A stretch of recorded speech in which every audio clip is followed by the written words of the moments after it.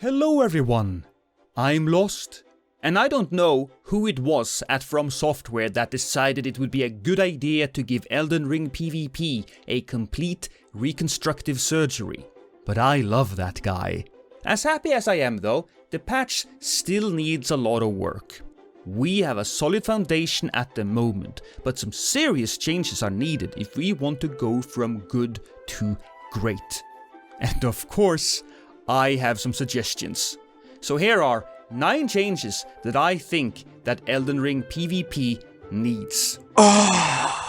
Weapon balance is an incredibly complex challenge. There will always be a meta, and certain weapons will always outperform others.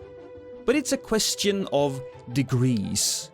If one weapon is so strong that it makes every other weapon in that weapon class or the game redundant, then combat will naturally feel boring. We can take this a step further. If one move on a weapon is so strong that it makes the other moves redundant, then combat becomes even more boring. This is what happened early on in the game's life cycle, where the crouch poke of the Colossal Sword and Rivers of Blood reigned supreme. I want as many weapons as possible to be viable, and as many of the weapons' attacks to be viable as well.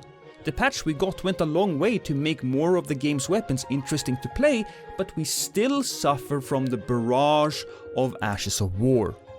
That's why I think lowering the damage of the nuclear ashes, like Moonveil's Transient Moonlight or Spinning Slash, while simultaneously increasing the damage of regular attacks by a fair amount, would see more moves being used in combat, making for a more interesting experience.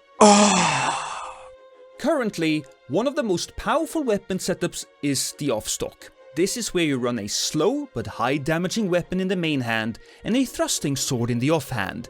This gives you incredible versatility. You can land devastating blows while also having access to quick attacks that can interrupt your opponent's moves and harass them.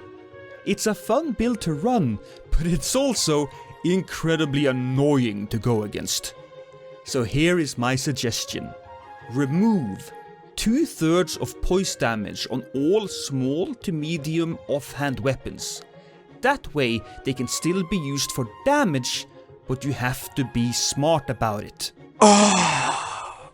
No matter what, if you invade in Elden Ring, the blender will always be a factor.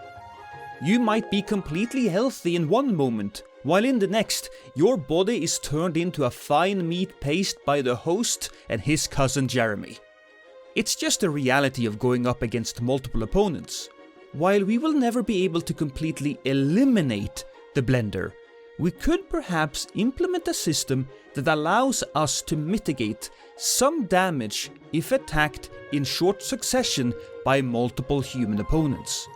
The game For Honor actually has a system like that called Revenge, where if you are attacked while outnumbered, you gain a buff granting you several different perks like a shield, a damage buff, super armor, and more.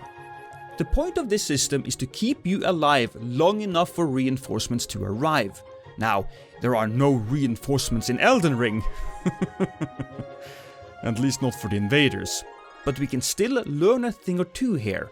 I'm not expecting a system to be as robust as the system in For Honor, but how about giving invaders a special Great Rune that functions as kind of a reverse Rotten Winged Insignia, where the more hits you take in rapid succession by multiple opponents, the more your defense would increase. We don't typically see a lot of god counters in PvP because they are slow and don't have a lot of hyper armor. I think this is a shame because god counters are a really cool addition to a player's bag of tricks. So, we want to encourage the usage of it. I have a few suggestions. First, speed it up a bit. Make it so that if an opponent panic rolls after they see you activating the god counter, they get roll caught. Avoiding that attack will now require some actual skill from the players. Second, give the god counter the same amount of hyper armor as a great hammer or a great sword. This now puts the attack in an interesting position of being the only one-handed move that gives non-colossal weapons hyper armor. Spinning slash combos completely. It is perhaps the best example of an Ash of War skyrocketing to relevance after the introduction of the new system. We want Ashes of War to be powerful, sure, but we also want to avoid one-shotting people. What's the solution? Well, for Spinning Slash, remove the last hit as a true combo, and if it's infused with blood or cold, lower that build-up. Of course, Spinning Slash isn't the only Ash of War in need of a change. There are multiple of them. Take for example Blood Tax. It has no hyper armor and is generally harder to land. It heals with every hit as well, so it makes sense for it to be a move that can trade. I won't go through every Ash, but I think a good rule of thumb would be the harder an attack is to land, the more hyper armor it gets. There is one exception though. This Ash of War gets its own entry on the list because 1, it's my list, and 2, I think it has some hilarious potential. So here are a couple of suggestions. Number 1, give the Ash of War max level hyper armor. Let it be able to tank all the regular attacks in addition to both bleed and frost. Landing a kick on a non-guarding enemy will true combo into a standard attack already. So this will give the kick more utility. 2. Instead of stunning an opponent, if the enemy isn't guarding, the kick will send them flying backwards. I would love to be able to kick people off cliffs and ledges. Imagine all the "this is Sparta" moments that we could create. Elden Ring is very spam heavy. From the Stars of Ruin to Dragon Halitosis, if any of the opponents involved is a mage, you will most likely be in for a blinding barrage of projectiles.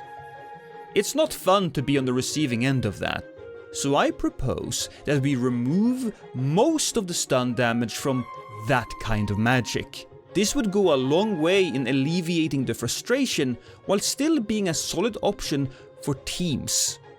Any of the slower and more hard-hitting spells should of course keep it stunned. The fact that Backstep doesn't have iframes confounds me. It seems like such a perfect fit. As is, Backstep isn't used for much except for some very specific tech or to be fancy. In most cases, attempting a backstep would only land you in more trouble than it's worth. If backsteps had iframes, then yes, the follow-up attack would be way more popular. But also, the person who has to react to that attack now has a choice to make. Do they keep swinging, hoping that they can stun their opponent out of the attack, or do they roll away to avoid taking damage themselves?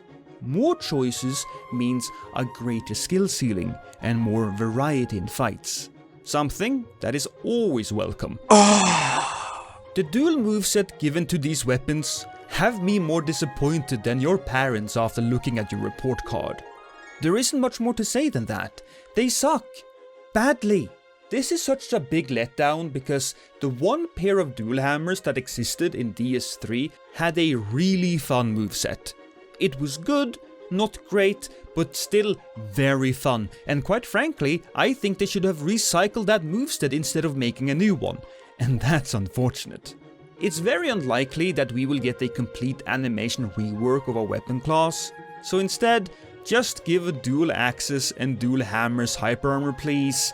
Give them something. The last thing they could do to improve Elden Ring PvP would be to subscribe to this channel. Oh, you don't understand why that would help? Well, fuck you! Oh, I didn't write an outro, so this is what you get. Thank you for watching, and have a good day. Love you.